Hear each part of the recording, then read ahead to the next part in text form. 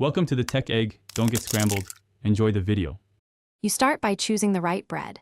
Day-old is ideal, but fresh works if you dry it first. Once chosen, cut into roughly 1/2 1-inch cubes so they toast evenly. Heat a skillet over medium or preheat oven to 350 degrees for sheet toasting. Add 1-2 tablespoons oil or a tablespoon of butter for flavor.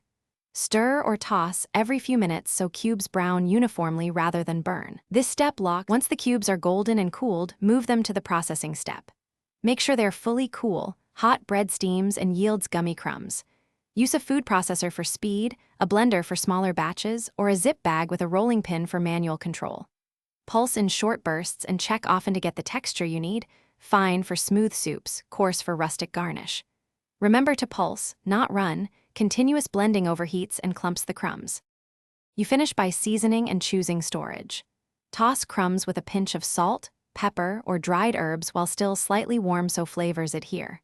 For immediate use in tomato soup, add directly to simmering soup to thicken or sprinkle as garnish. If storing, cool fully, then keep airtight at room temperature for up to a week or freeze for months. If crumbs become soggy, simply retoast at 300 degrees for 5 to 10 minutes. Then pulse again. This revives crispness and prevents clumping. Thanks for watching. Consider subscribing if I helped unscramble your problems.